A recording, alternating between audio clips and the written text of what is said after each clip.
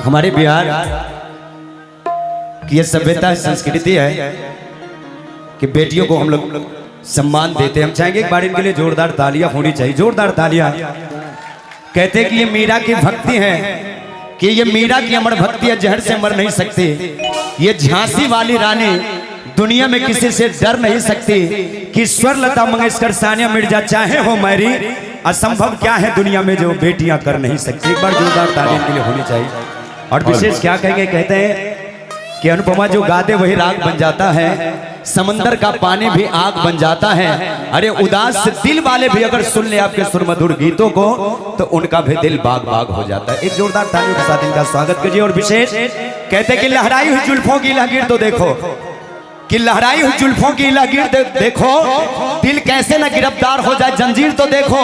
अरे तुम्हें भी होना जाए मोहब्बत तो कहना, पहले इनकी प्यारी सी तस्वीर तो देखो। जिनको जिनको प्यारी लग रही है एक बार इनके लिए जोरदार तालियां होनी चाहिए। चलिए विशेष समय बहुत हो गया है, इसलिए गीत और संगीत की ओर चलते हैं, इसलिए गीत और संगीत की ओर चलते हैं। आज हमारे बीच में बहुत ही अच्छे अच्छे कलाकार भोजपुरी के, जिसको आप हमेशा सुनते हैं और हमेशा प्यार आशीर्वाद देते हैं, सभी लोग उपस्थित हैं। सभी को मेरी तरफ से बहुत बहुत प्रणाम। हमारे असगर भैया की पूरी टीम को बहुत बहुत प्रणाम। हमारे ये इनको क्या कहना है भाई, ये तो ये मोगैम्बो खुश हुआ, मोगैम्बो नहीं सुंदरी, नरमुंडा प्रसन्न हुआ। शांत रह बेटा। आइए चाहेंगे कि एक जयकारा लगा दीजिए एक बार जोरदार सा, उसके बाद फिर लोकगीत शुरू करेंगे, क्योंकि मुझे मिल गया है मौका आवाज लोकगीत गाने का। एक बार प्यार से बोल दीजिए सच्चे दरबार की। अरे तू लोग ना बोलवा हो, एक बार प्रेम से बोल दीजिए सच्चे दरबार की। बोली भारत माता की, उमापति महादेव की, हर हर महादेव। आइए, अरे वो तो गाएंगे, अब उसी के लिए तो आए हैं। इनकी एक फरमाइश है बड़ी प्यारी सी, कहते हैं ना कि जो मैं गा देती हूँ मैं जरूरी नहीं कि क्या गाऊं, मैं सोचती नहीं, जो आप सुन लेते हैं वही मेरे लिए गाना है सबसे अच्छा, जो आपको मेरे मुख से सुनाई दे जाए। जरूरी नहीं कि वो मेरे ही एल्बम का हो, मेरा ही, लेकिन हाँ जो गा देती हूँ लोग, आप लोग इतना अच्छा प्यार देते हैं। लगाइएगा हो हमारा प्यार के बदला में कि बोला का दिल बारू हो, कि तू जब दिल बारू हो ता दगा दिल बारू हो, कि तू जब दिल बारू हो ता दगा दिल बारू हो। कि अपन आवे से पहले गोलू के भागा दिल बारू हो। नहीं ऐसा कुछ नहीं है, ऐसा कुछ नहीं है। वो हमारे हमसे बड़े हैं और मैं हमेशा सम्मान करती हूँ, इस मंच से भी हमेशा करती रहूंगी। नोक झोंक चलती रहती है, ये तो है। हमेशा सम्मान करती हूँ। बड़े हैं मुझसे, मैं उनको कुछ नहीं बोलूंगी। सच में मैं सीखती हूँ और मैं उनको कुछ नहीं बोलूंगी। बड़े हैं मुझसे, मैं उनको कुछ भी नहीं बोल सकती। कि दिल ना लगाई हाँ,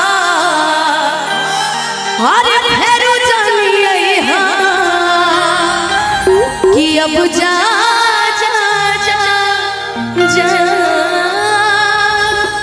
भूला जाइए। हम चाहेंगे कि शिवानी दी, तान्या दी, आप लोग एक बार मंच पे आ जाइए। मिल के आज गाएंगे, लेकिन थोड़ा सा कहते हैं ना कि इंतजार किया जाता है। शुरू में गम का गीत नहीं गा सकते, इसलिए क्योंकि हमारे कुछ लोग ऐसे भी हैं कि जो लव सॉन्ग भी सुनना चाहते हैं, कुछ प्यार के गीत भी सुनना चाहते हैं। कुछ लोग ये भी सुनना चाहते हैं कि पहले से ज्यादा लगीले चॉकलेटी, और सुना दो ये महीना में बनल बेटी, कि नई हर में रहलू ससुरवा में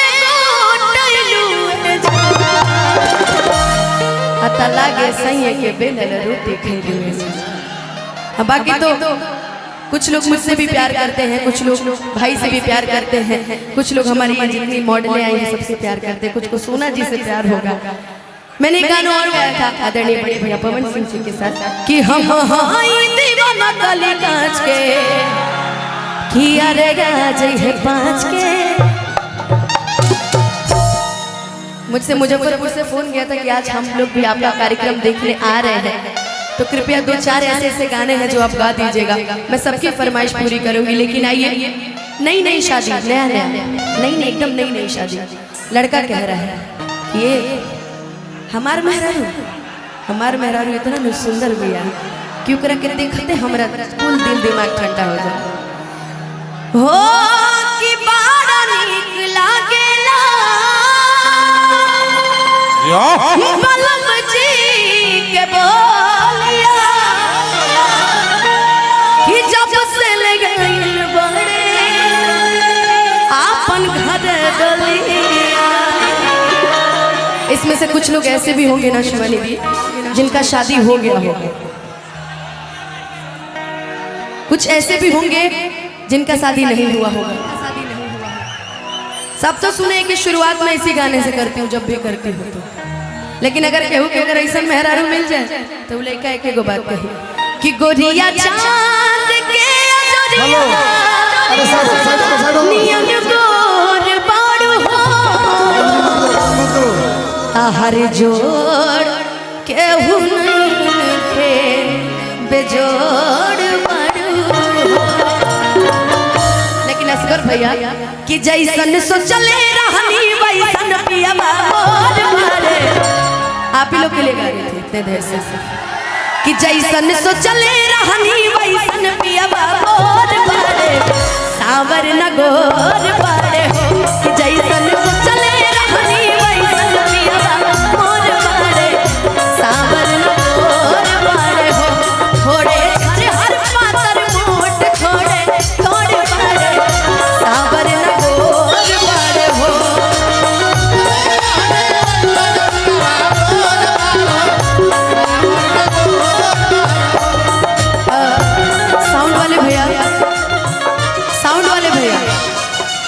चाहूंगी कि म्यूजिशियंस की आवाज बढ़ाइए, और जितने लोग मॉनिटर के सामने खड़े हैं आप लोग प्लीज बैठ जाइए, आगे से हट जाइए।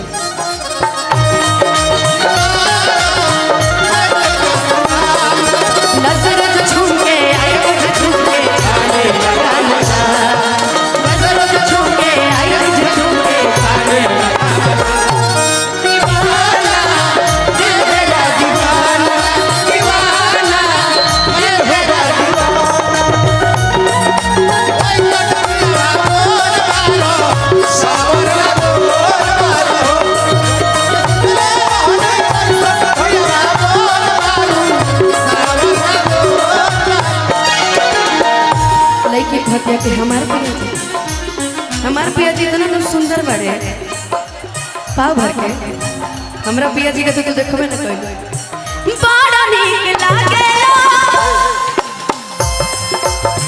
बलम जी के बोलिया, जब से लगल बड़े आपन घर डलिया।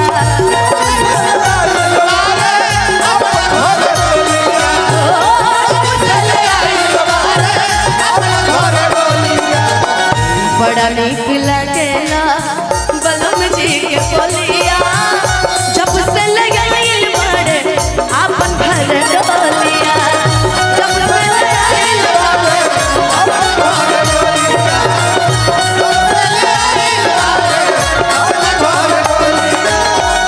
कि बन के हमारा जिंदगी,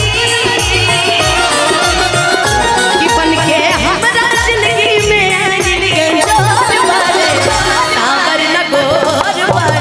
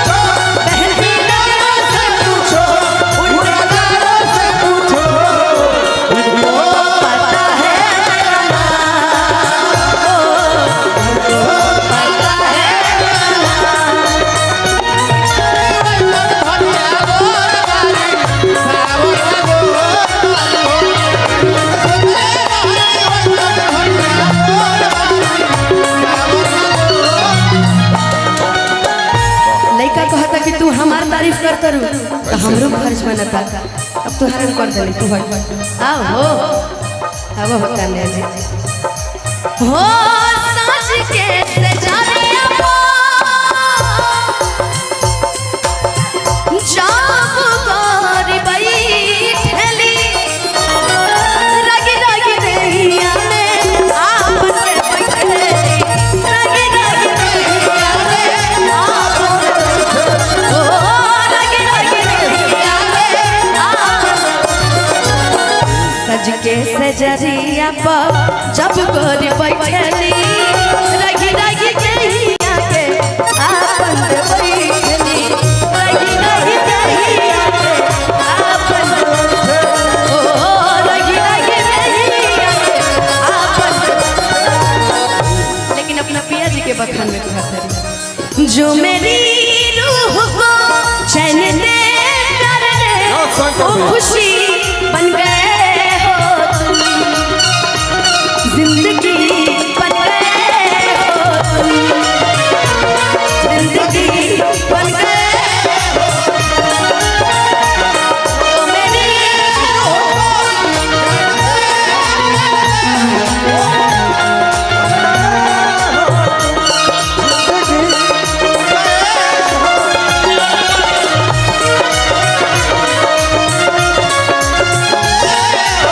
अच्छा हमारे भैया हमारे बीच में जिला परिषद जी उपस्थित है दीपक भैया। बाप रे बाप रउआ कहाँ छूट गल रही हम तो रहिए जोहत जोहत चली आई यहीं से हो साज के सजारिया पा जब गोरी बैठली रगी रही रहिया के आपन बैठली ओ रगी रगी रहिया के आपन की बाटे जुल्म जवानी की बाटे जुल्म जवानी चंदा के चकोर मारी।